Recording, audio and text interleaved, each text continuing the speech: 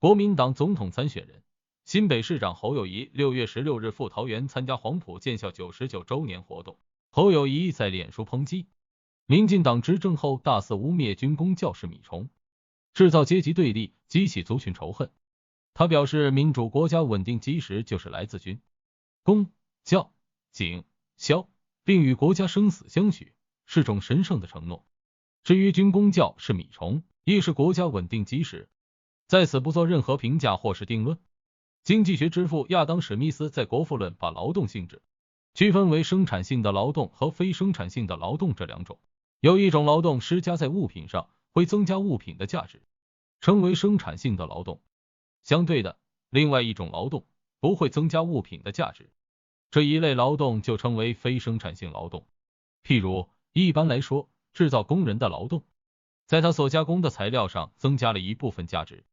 可以提供本身生活所需和雇主利润。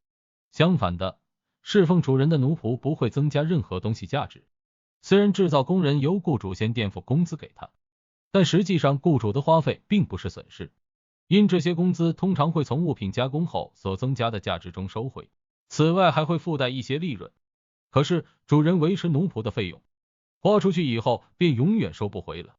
雇佣许多制造工人可以致富，而维持许多奴仆会变得愈来愈穷。不过奴仆的劳动本身还是有它的价值，而且也和制造工人的劳动一样理当享有报酬。就连社会上等阶层的人士，他们的劳动也和奴仆的劳动一样，既没有生出任何价值，也没有附加或体现在任何耐久的物品或是可供出售的商品上，而且他们的劳动一做完便消失无踪了，再也不能用来获取或雇佣同一数量的劳动。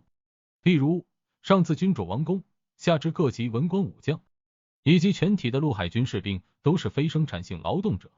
他们都是公仆，每年生活全都靠其他人民辛勤劳动产出的一部分来维持。他们的职务无论是如何神圣、高尚、有用或是必要，都不能产出任何之后可以再利用的商品。他们治理社会，保护国家利益，捍卫家园，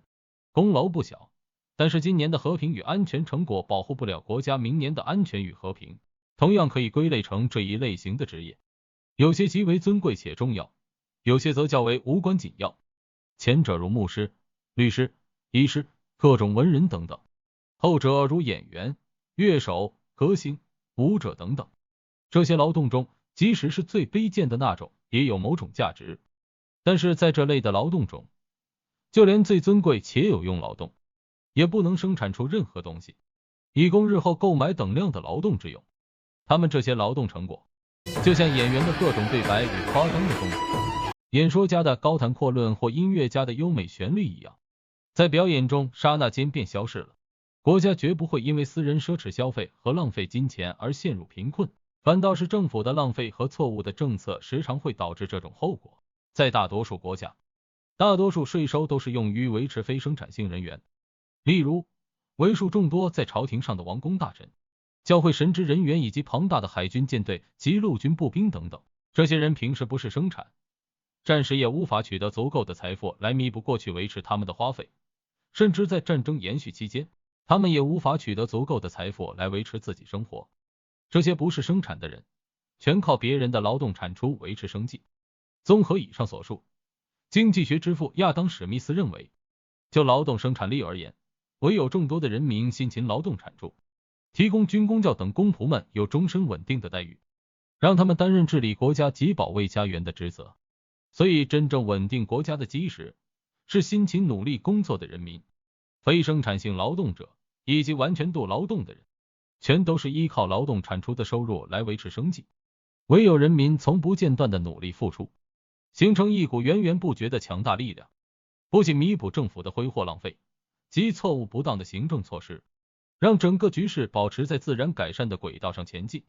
这股力量才是社会富庶、个人富裕及国家富强的源头。